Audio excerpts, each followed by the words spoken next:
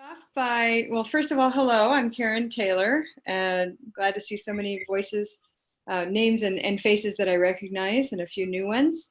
We're going to spend this morning talking about consonants, which may seem kind of surprising. I think about consonants a lot, even though my whole gig is vowel. So I wanted to share some thoughts with you about that and invite comments and questions as well. All right, I'd like to start with sort of the big question before we talk about consonants, is to really make sure we understand the difference between vowels and consonants, not at the letter level, but rather at the sound level. So I'll take a moment, because we always, we're very text bound. We, as teachers of language, prefer the printed word without even questioning it. It's simply part of the way that we behave. And so let's go back to a sound foundation and remind ourselves, and you can use the chat for this, what is the difference between a vowel sound and a consonant sound? I'd like to see some ideas and responses there. What is a vowel sound, and how is a consonant sound distinct from that? And are those the only two kinds of sounds? I'll just put that out there for fun. So a comment from Jennifer that a consonant sound is obstruction or friction. That's right, obstruction of air. So anything you do with your mouth that starts to obstruct or constrict the air as it comes out. Okay, Marcia mentions consonant sounds are used parts of the mouth touching. That's a really good way to put it for students especially, but also for us. Just that the moment anything is touching, it's going to constrict or change the airflow. And so that's what we would consider a consonant. Okay, any other comments there? What else makes consonant sounds a class unto their own, not vowel sounds? Anything else? Great. Well, we'll keep considering that. What makes a vowel sound then? My next question. Thank you, from Jennifer. Some consonants can be unvoiced, and some can be voiced. That's true. Whereas we like to think all vowel sounds are voiced. Okay. Now's comment. We have only 5 vowels and a consonant, a kind of noise. So if we're talking about letters, yes, we have only 5 vowel letters. But if we think about vowel sounds and how they are, what makes them distinct from consonants? That would be the question. And so as you explore that idea, I'm going to start with the chart and remind just a couple of sort of reminders, because I never know who's new and who's not to the chart and the way that we think about sound. Is a good comment from Jennifer. I'll mention this just because it's so good.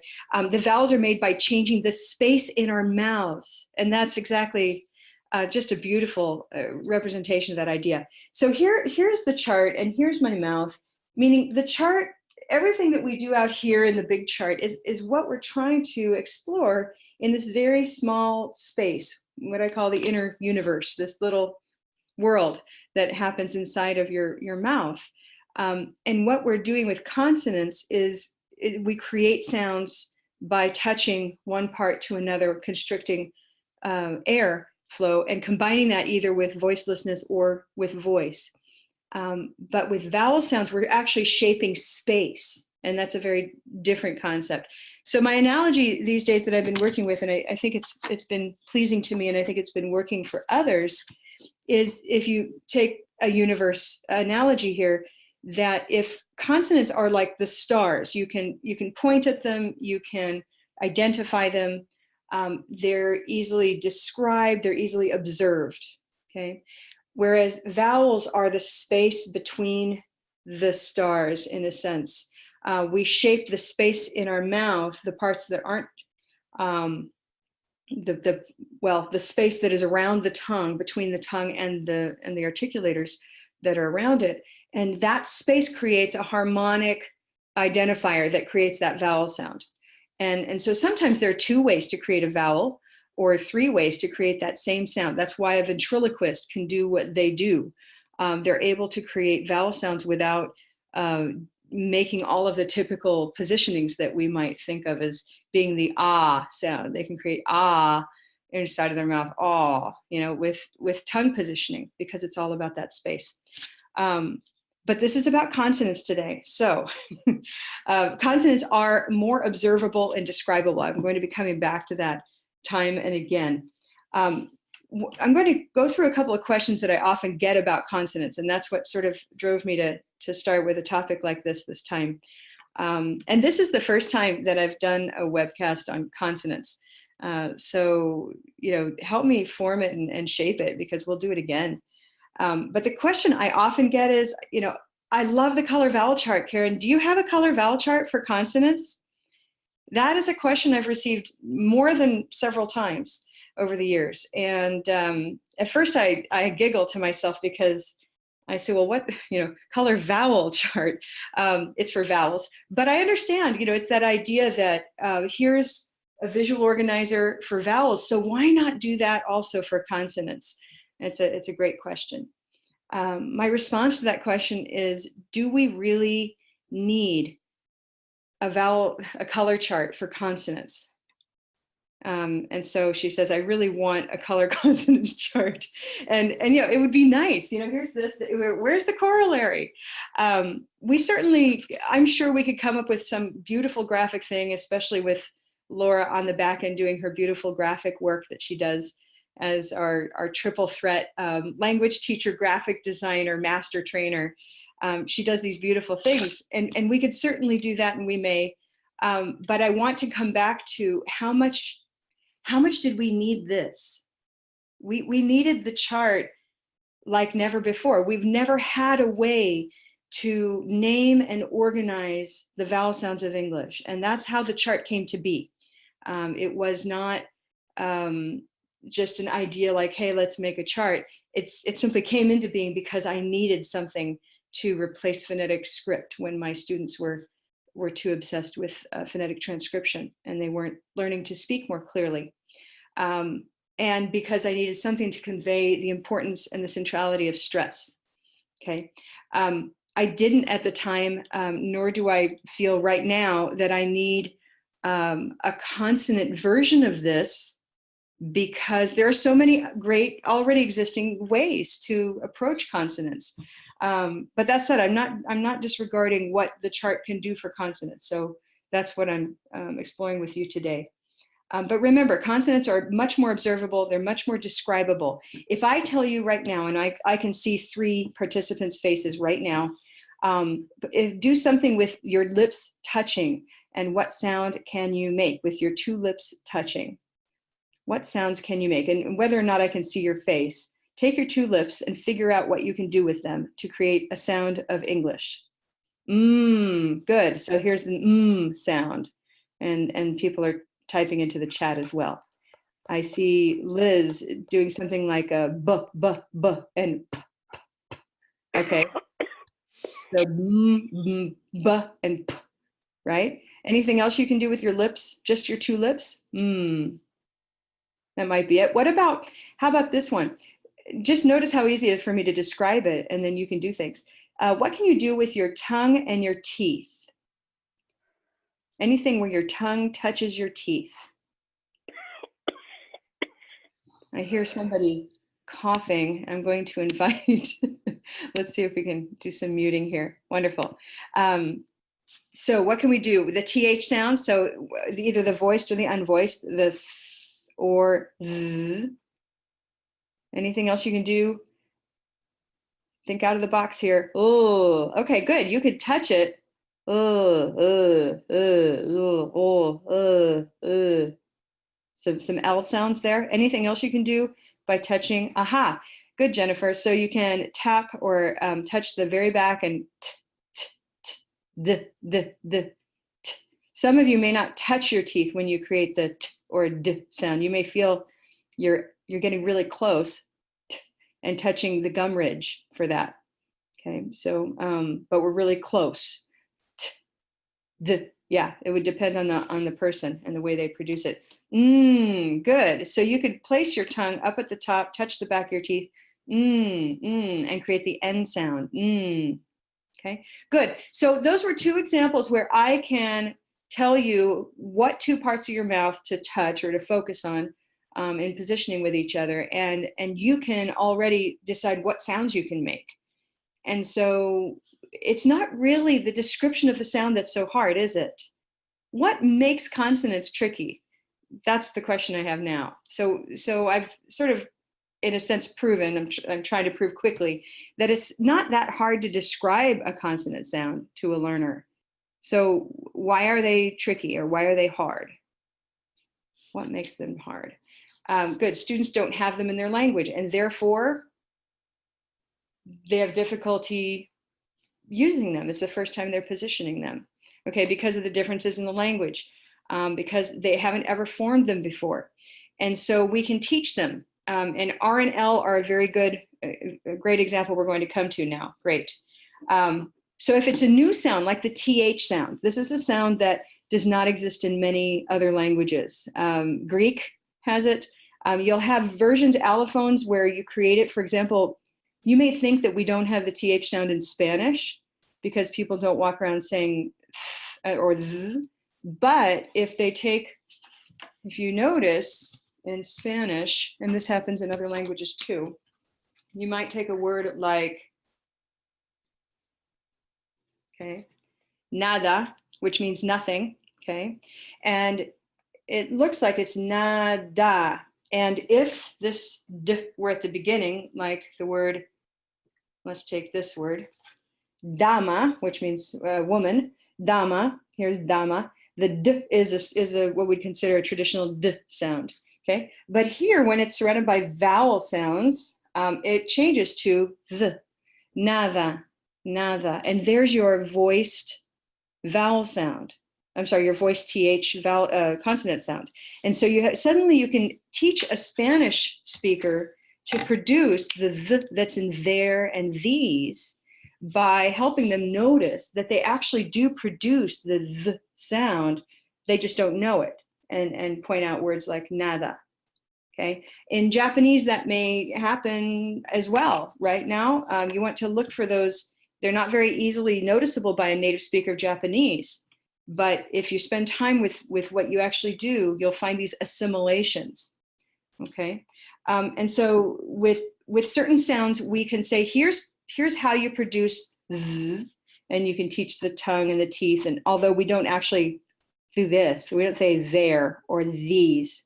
And so many textbooks and approaches teach it sort of overly, emphasize that it's here, that's not what we do. And yet, that's a good way to start. You can certainly pull back and become less exaggerated to reach it.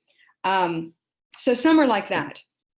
Others, though, are allophonic. And so if you take ul and as you're eager to hear about now, can you unmute yourself and tell us a little bit about your experience with L and R? What's it like for you to try to learn these two as distinct? Could you tell me a little bit about your own journey with L and R sounds? Okay, and hello everyone, and I'm now from Japan, and now it's night at midnight, and so we have la li ru re ro.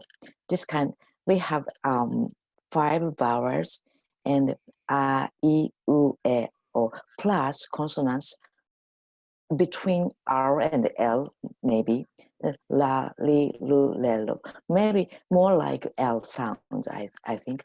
But most Japanese people, when most Japanese people hear that, like how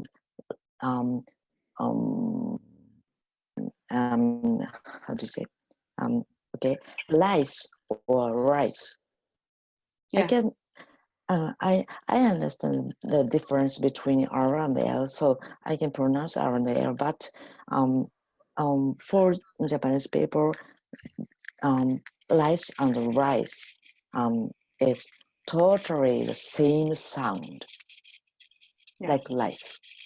Yeah. So this is a problem. So like a TH sound is a very specific English sound. So we don't know TH sound. So it's easier to teach than L and R, or F and H, or D and Z. That's right. You like That's that? right. Yeah. Good. So we were So, talking about a new sound altogether, like the TH sounds. mhm, But this is a split. This is a split. mhm, What you have is one sound in Japanese to two yeah, sounds in English. yes, For yes. you, This L is a problem. are allophones. Okay, Mhm. good. What strategies do you use? Do you have any successful strategies now? Yep. Usually, Japanese English teacher in junior high school or elementary school said that don't touch your tongue anywhere to pronounce R, Mm-hmm. and touch your archaea pronounce L. Good. Yeah, Good. like that. Great. Thank you. Thank you for sharing that. I'm going to jump on that. Okay. Okay. Great. Thank you. You can go ahead and mute yourself if you'd like. Great. Wonderful. Well, let me just touch on some of the terminology so we can be clear. When something is new entirely, like the TH sound, we can call that new. And it's actually easier to learn and acquire a new sound in a language that you're learning. But when it's a split, we call this a split when you have one sound in your first language, there's your L1, that becomes two sounds in the L2, the language that you're learning. And in the case here, now is the L1, here's Japanese, okay? And L2 is English. And so this is a split. And a split is harder to learn than a new sound altogether.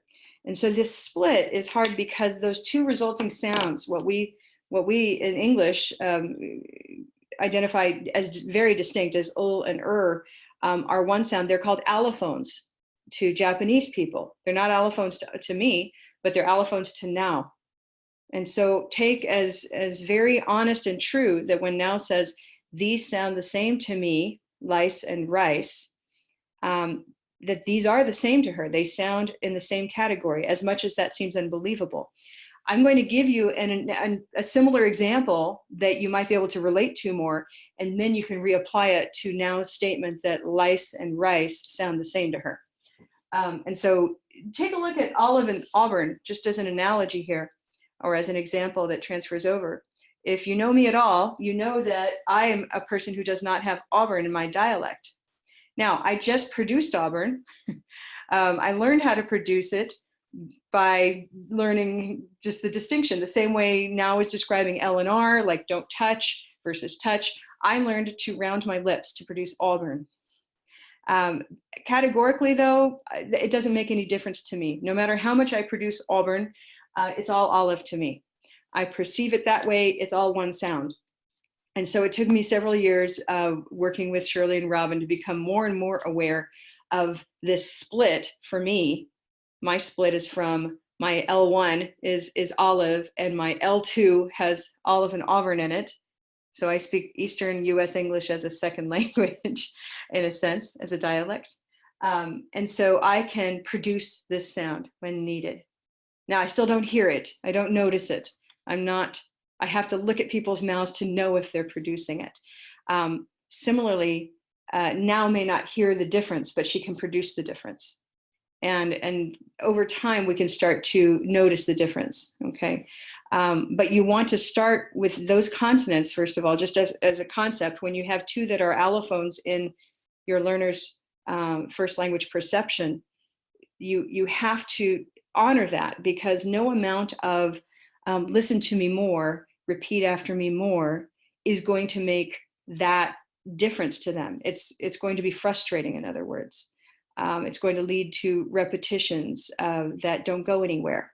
And so the first is to recognize these are allophones for you, or these are indistinguishable for you.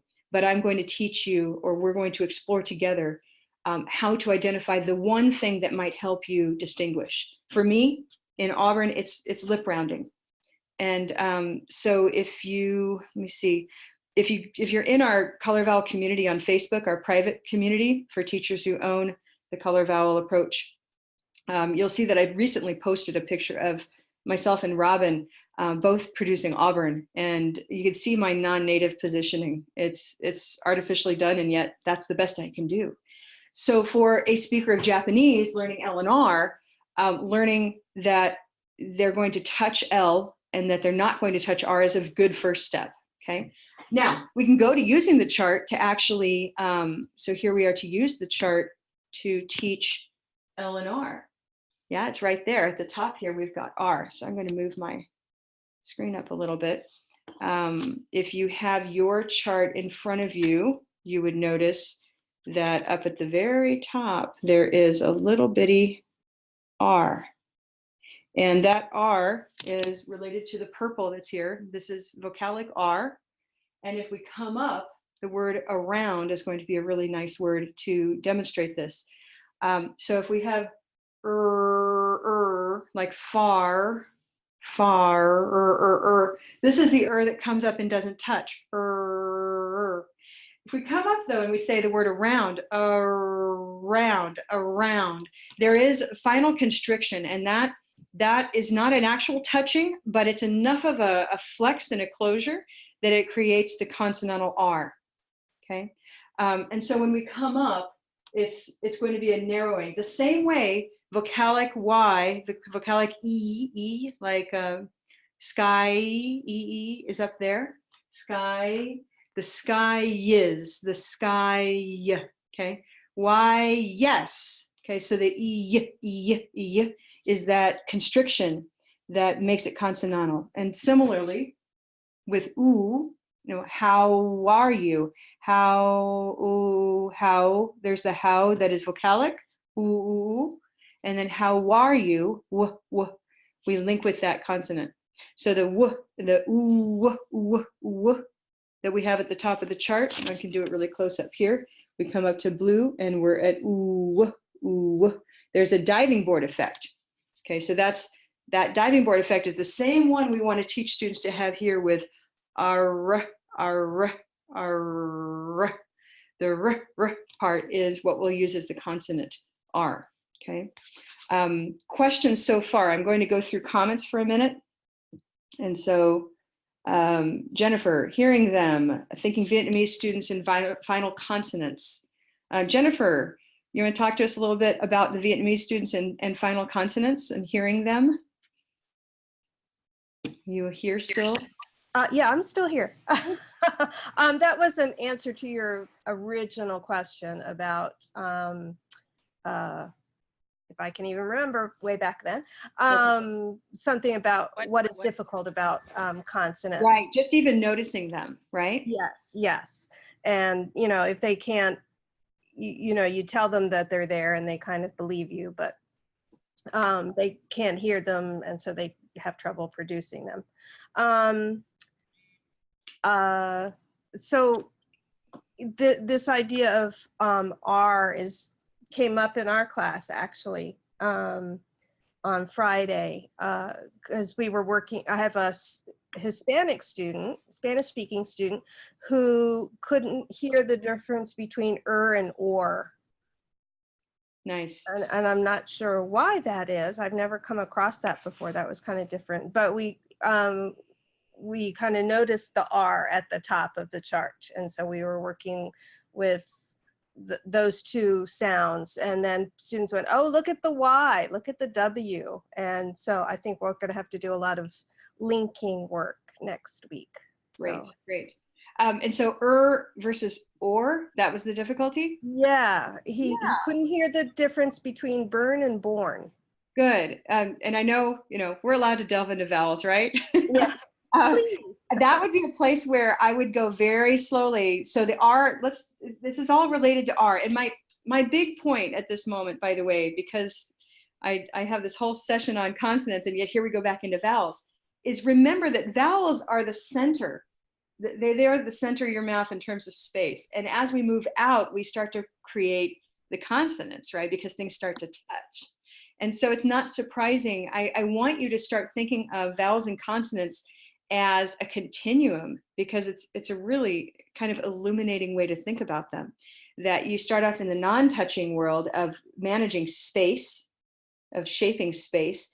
And as you move into the peripheries of the vocal tract, just this little universe, but still, you start to constrict and get closer with y, r, w. Okay, these are the semivowels, the liquids that are so close to being a kind of a vowel and kind of a consonant. And by the way, these are the very same consonant sounds that native speaker children will, the ones who have difficulty with speech and go to speech therapy, those are the sounds that they often have difficulty with. Okay, so there's something very central to these, and I think it's partly because of they're on that frontier. Okay, and then as we move out, we get into the more concrete consonants, the ones that, you know, p and b and all of those. And so what I wanted to get to, though, is if you, oh shoot, hold on, I'm losing my train of thought with you, Jennifer. It was big. That if you, so if you teach with the hand, remember that it's hard to hear R control. If we come here at, say, word and war, I think that was kind of and or. So the word were and the word war, we can say were, purple shirt were is the R control itself. It is vocalic R. So purple is not R controlled, it is R. Okay, everything else is going to be R controlled by starting in one place, one color, and moving to purple, moving to R. And so a word like war, wo, is going to either start down here in Auburn or Rose, wo, war, or war, okay, or war, okay, war. And so if we use our hand with the special R hand, wo, if she's trying to hear it from the beginning, war, have them slow down so they can hear. And that way we can hear we're, where, war. Okay. So that, who's using that hand? Has anybody been using the hand in that fashion? It sort of helps divide the first part from the second. Go ahead. Yeah. We use that, and actually I had sort of full body movement. we were swaying, but yeah, sort of straight up out of our seats and then over, and he said, okay, I can make it, but I can't hear it. And I said, well, making it's the first step. So that's right. Yeah, so that big debate over, you know, does perception precede production or vice versa? As with so many of those kind of debates, you come back and just say yes. You know, production sometimes precedes perception, and sometimes, I suppose, perception precedes production.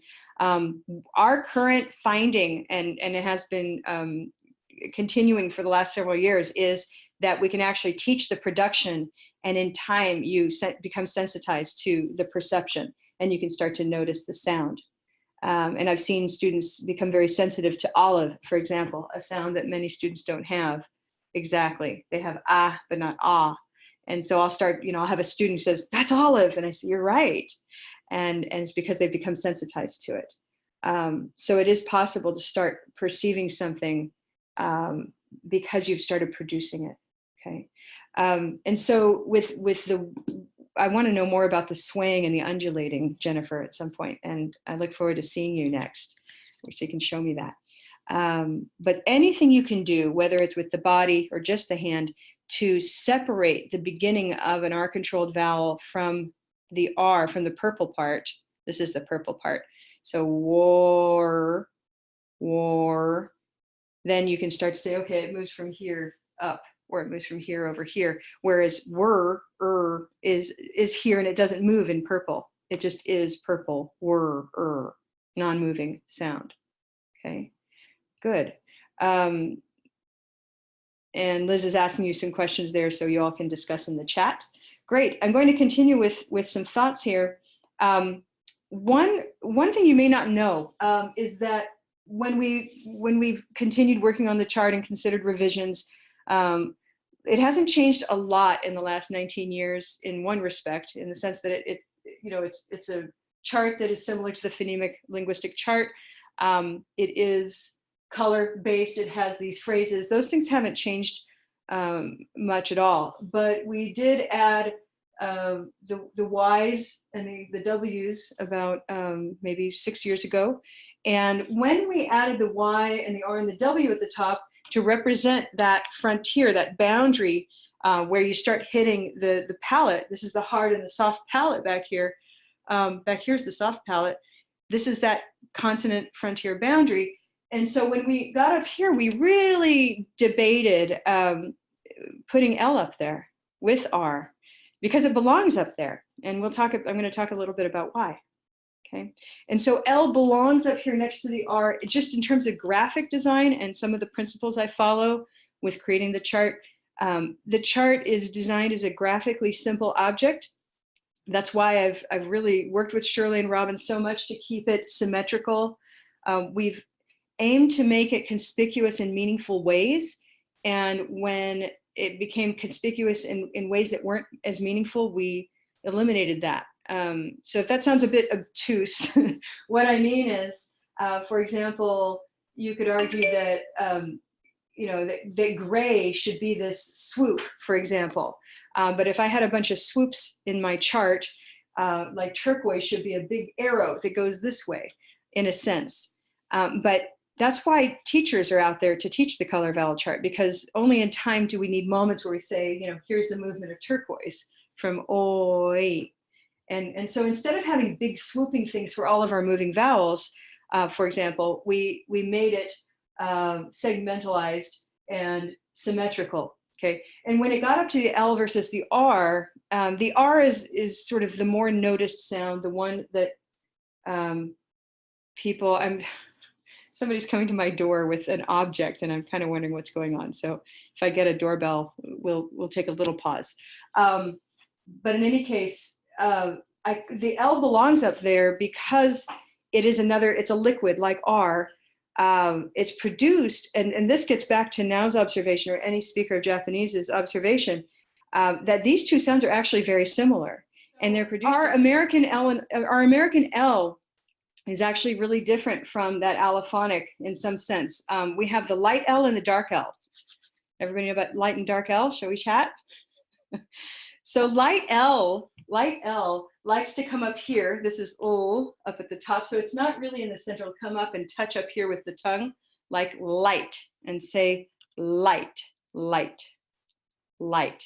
So when you say light, light, you can feel that your tongue is touching in the front. It's maybe touching your teeth, but it's touching your gum ridge for sure up in the front. Light. Okay, good. Now I want you to say, that's all. That's all. And here's a word, that's all. A-L-L. That's all. That's all, folks. So go ahead and say that. That's all, folks. Here's all. And that L, unless you're artificially saying that's all, you can think that you do that, but very strong chance that you don't do that. You say that's all. That's all. Now focus on that part. That's all. Okay. That is the dark L. When my son was 4, he wrote a note to me. And this was the note.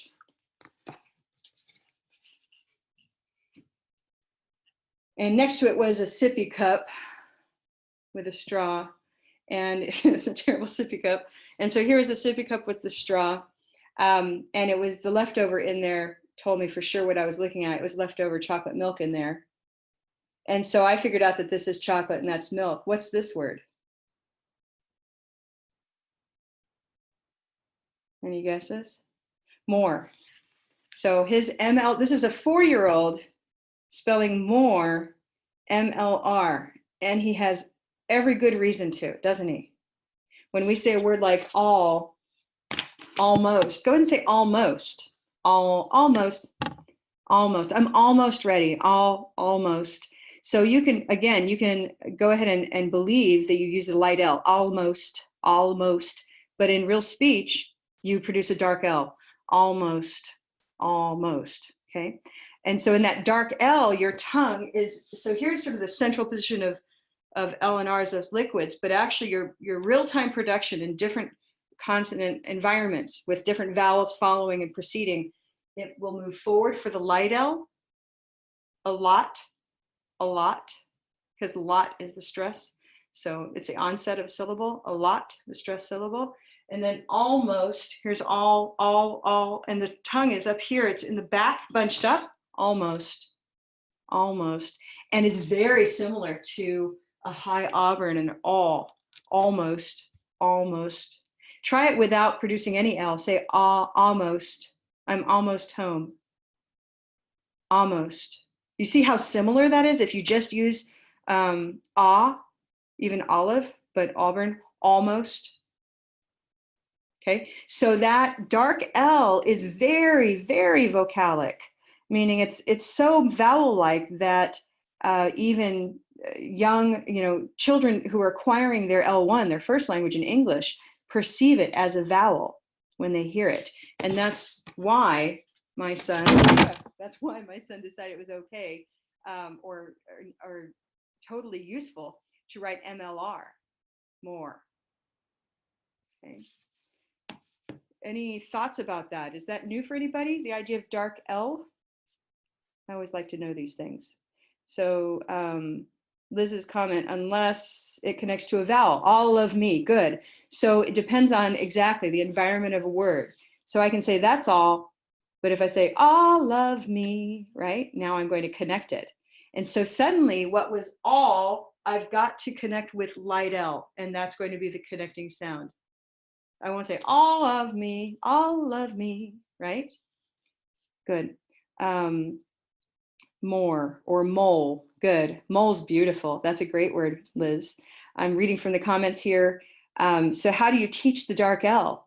Well, I might, first of all, just dispel the students' the likelihood that they're assuming that every L they see is supposed to be up in the front as a la, la, la, la, la, la, and simply let them know that there is a light L and a dark L. So first is awareness.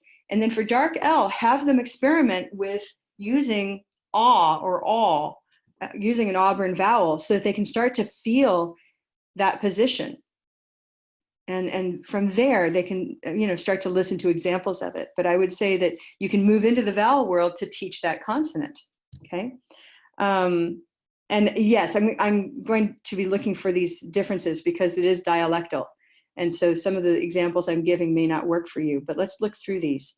So for Jennifer, pronunciation pairs, yeah, it does do a pretty good job with this. And so I did have with me, I don't have pronunciation pairs on hand, but that would be a good one to take out. Clear speech, Judy Gilbert does a pretty good job with this as well. Wonderful. For some others, not completely new, but I hadn't visited it recently, so it was a good refresher. Great. And yeah, for walk and talk, most of us, some people, native speakers believe they're pronouncing the L in walk and talk, but that's more of a perception based on the spelling. And more often than not, they're really not walk, talk. And so yeah, good observation, Liz. The dark L doesn't sound like an R to Japanese students.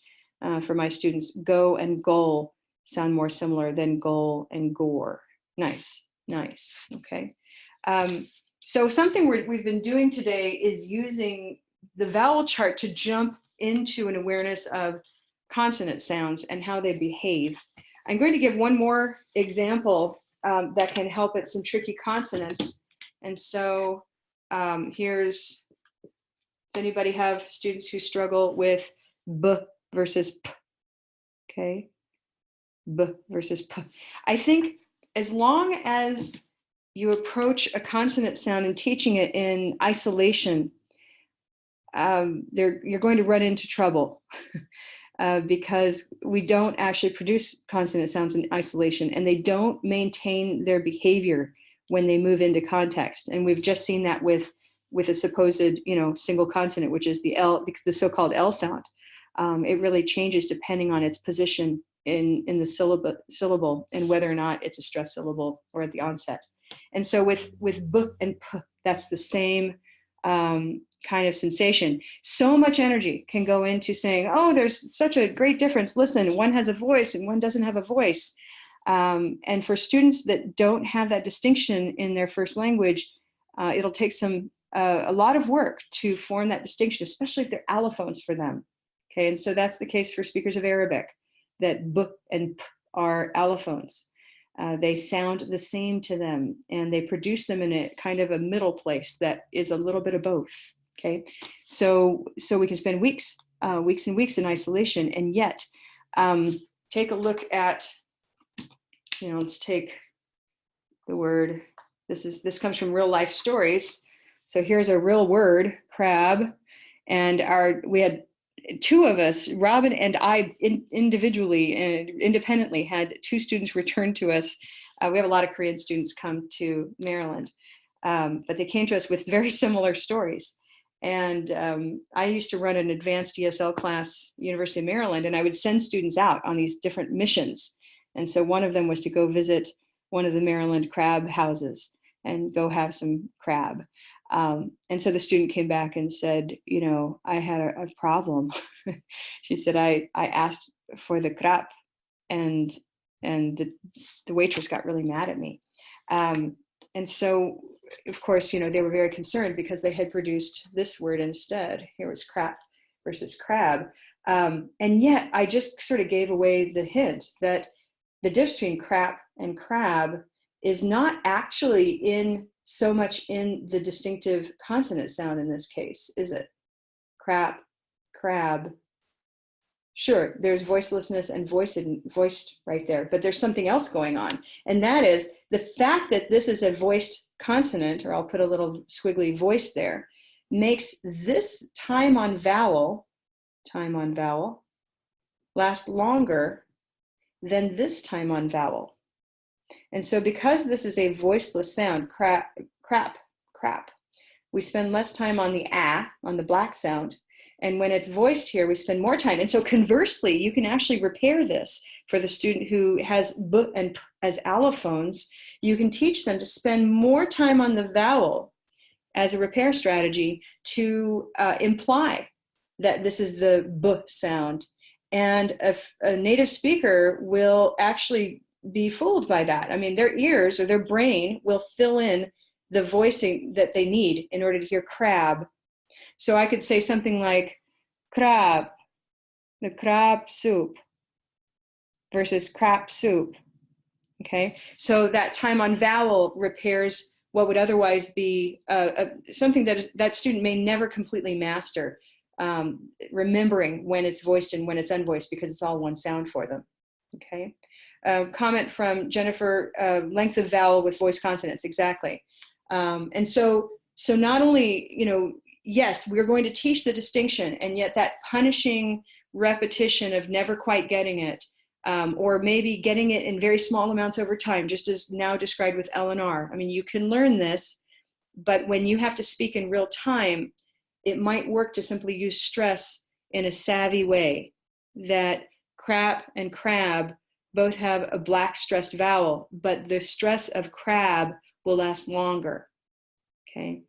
And what I find with consonants and those critical moments is that we really only suffer the consequences when they're words that involve profanity, or words that we have a couple of minimal pairs involving consonant sounds that are high stakes, right? So election and erection, crab and crap, beach and bitch is vowel, but crab and crap those are two examples there. And so we can actually teach those in cases where they come up, okay? Rather than thinking that they have to master b versus p. That's not a deal breaker of communication typically, except in those instances of those high stakes words, okay? Question from Marcia.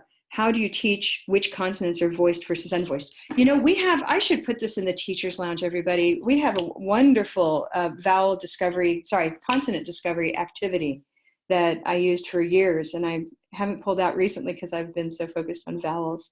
But the consonant discovery activity leads students through noticing, first of all, they sort the consonant sounds by voiced versus unvoiced, and they spend time, you can model it for them, and they model it and they feel their voice or cover their ears.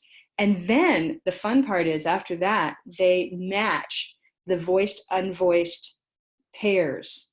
So they find that p and b have the same positionings, but one's voiced, one's unvoiced. And so, yes, I can put that activity, I don't know what I was thinking, I can put that in the teacher's lounge. That would be a lot of fun. So the first sort is voiced versus unvoiced. The second part of that activity is pair the voiced and unvoiced sounds. And they all fall into pairs except for a few, which are the liquids and the nasals. And so you have, the pairs are, for example, ch and j, right? And then you have sh and zh, and then you have t and d. So voiced, unvoiced pairs. You can call them cousins, but the point is that they are identical in their production except for the voiced versus unvoiced, okay? Liz has a question, so making a note to myself. Liz has a question about the crab crap thing. Go ahead, Yeah. Liz. Yeah, can you hear me? I can. Okay, so if you're going to teach your Arabic students, for example, that the difference between crab and crap is not the final consonant, but the lengthening of the vowel. And the lengthening of the vowel is due to the fact that the consonant after it is either voiced or unvoiced, right? So do you teach them the voice? Because to them, it sounds, the p and the b, they don't know that one's voiced and one isn't. So do you recommend teaching, you know, them to recognize, okay, this word that I'm trying to say that's on the menu is a B, therefore it's voiced, therefore I should extend the vowel? Like, is that the process that they should go through in their heads? Yeah, I mean, that's what we're talking there, but sort of about contingencies for high, and that would be one, is if they're looking at something, they certainly can see that it's a B versus a P. Although literacy can play a role there. I mean, you know, if they're Arabic speaking, they already aren't going to be sensitized to the stick sticking up or down. And if they're dyslexic Arabic speakers, even more so. But that would be one clue, is to say, you know, the vowel before a B has to last longer. And actually for Arabic speakers, that could be really salient because they actually have phonemic vowel length where the time on vowel changes the meaning of a word. So you can jump on that concept and they can appreciate that. I hadn't really thought about that, and I want to talk about that with Robin. That's neat. Jennifer Campion, we do a lot of holding hands under jaws. Talk to me. Jennifer, come on and tell us more about that. Come on in. Yeah, this is a response to Liz. We do a lot of work. You know, some students it doesn't work, but I usually have them put them sort of like where when the doctor's feeling it, when you have a sore, to see if your glands are swollen when you have a sore throat or a cold, and because you can really feel your voice there. And sometimes it takes a while because some students feel like a puff of air, or it move, you know, the movement of the jaw, but getting them to feel the vibration with the consonants that they do have, like s and z, and holding them really long till they feel that vibration, and getting them to turn it on and off, on and off. And then we move to something like P and B for the Arabic speakers, and getting them to turn it on and off, and they can feel it before they really hear it or understand it. And then we practice holding it. So we say, okay, that's voice. Now we practice and realize that, have them notice that all the vowel sounds are voiced. And so I usually write on the board sort of voice plus voiced, you know, to get them to understand it's going to be longer. Mm-hmm. And that when you have voiced vowel followed by unvoiced consonant, that's going to kind of cut it off, because you have to stop your vibration in order to produce the unvoiced consonant. And so we just do a lot of talking, especially in my lower levels, just all day holding our throats so we can feel those differences. So my question though was when that consonant minimal pair is at the beginning of the word, like peach and beach, which is and you know, usually it doesn't you know, end up in a breakdown of communication, but is there any way to use vowels to help them feel that or hear that or produce that? I wrote it here at the top so we can come back to it, but just to kind of, I want to sort of finish up with the idea of teaching along Liz's question, that if you already were to be using, if you were using minimal pair activities to distinguish mat and mad, cap and cap, fat and fad, now you want to add in that it's not really minimal pair concepts that you're focusing on, it's knowing which one has the longer time on vowel. Right, so that just takes what might have been what I would call sort of a headbanger activity, minimal pairs in and of themselves, that they focus just on the consonant minimal pair, may not go as far as you wanted to. But if now, because their end of syllable, you can focus on vowel length. Yeah, so I think that's pretty clear now. As for peach and beach, that's where, you know, I would say in terms of the vowel environment or the word environment, you don't have a lot going on with the vowels that make a distinction here. One thing you could try doing, is, if we're just talking about solutions here and reaching out of the chart and all that, is to have some, like a resyllabify concept where you say, before I produce this word, I'm going to create a mental syllable of beach, right, for beach, where you have a moment to build up that beach, and it creates a moment to notice and to plan for it. And that even it's peach, right? So the mental syllable, it's not a real syllable, it's a mental syllable, a silent syllable, simply gives them time to have that mindfulness to produce the voiced or unvoiced. And so that's just one little strategy that works really well if we're talking about taking out that epenthetic E, like escool and estrit, you know, so they can resyllabify and say school, street. So they actually cut the neural pathway that they have that wants to insert a vowel sound before those consonant clusters. So if we have school, sorry, here's school, and then we'll come back to peach versus beach. This is a strategy that's especially helpful with consonant clusters. So instead of, you know, and they want to say escool, escool, escool. Oh, sorry, my board is not very visible. So here's escool. And they're doing this in Spanish, at least, because that's the deep rule of consonant clusters. You simply don't have consonant clusters. And so they have escool.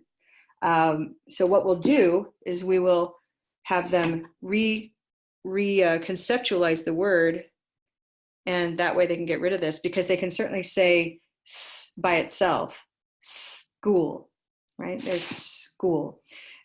Similarly, we could take that concept, I'm just sort of thinking extemporaneously here, before we say each, and think beach, beach.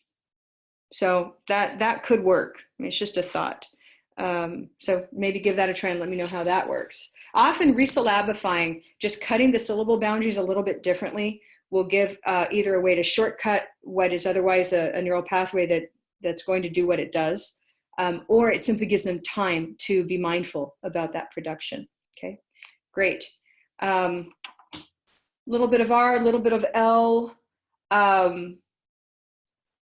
I wanted to say, just pulling up my notes here from earlier. Oh, here we go. So what about the rest of the consonants? That would be, because we're going to finish up here. It's almost an hour. This has been super fun, by the way. I love having, you know, people come in and be able to talk and ask questions and give examples and share their tips.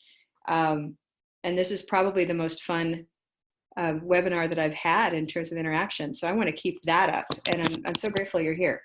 Does this seem like a good time? I guess so, 10 a.m. on a Wednesday. So what about the rest of the consonants? My thought on this was, if you take the color vowel approach to all pronunciation teaching, I think one thing we have to offer is it keeps everything in perspective about the deal breakers. We as teachers, of course, want to fix up everything, or we want to answer every student's concern about every sound.